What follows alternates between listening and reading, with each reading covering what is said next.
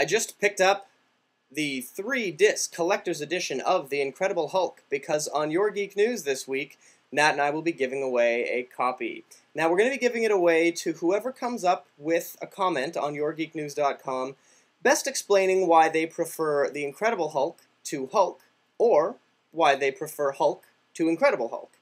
One of them is Ang Lee's movie from a few years back, and one of them is the new one that just came out. Arguably, Ang Lee's movie made more money for the amount of money that was spent on it, but, you know, Hulk smashed a heck of a lot more in the new one. So some people will like one more than the other, and some people who've only seen the theatrical version won't quite realize how much more in-depth The Incredible Hulk goes than Hulk.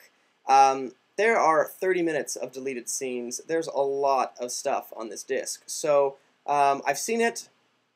I really like the stuff that was cut out, but it was cut out because Hulk did not smash in any of the scenes. It was all character. It was character of Doc Samson. It was character of Thunderbolt Ross. It was character of everyone that mattered in the film that didn't quite get a chance to matter in the film.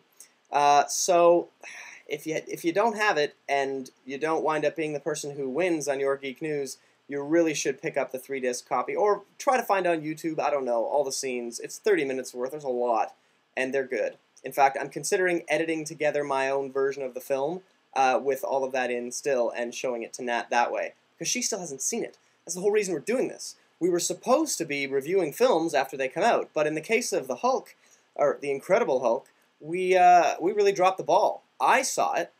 Nat never saw it. We couldn't review it. We did a preview. Everyone loved the preview, but we never got around to the review. And this time we're going to do a giveaway. It's a nice little apology for not doing it when we wanted to do it. So that's great.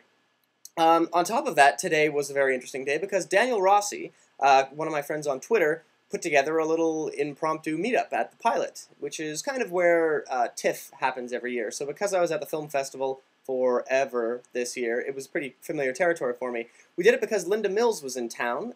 She came in from Philly for, I think, a couple of like podcasting events and stuff like that. So she's big into podcasting, but strangely enough doesn't have her own podcast. She does a lot of voiceover for other people. And Daniel, of course, whipped out the microphone, and we recorded a little something while we were there too. It's all audio, which, you know, I don't do any audio podcasts. I'm Mr. Video. But it was nice to just talk radio style. I used to work at a radio station, so it kind of felt like old times. Yeah, so we took care of a little bit of socializing on a Sunday, which is nice. And now I'm back with a copy of the movie in hand, and now it's time to do a review.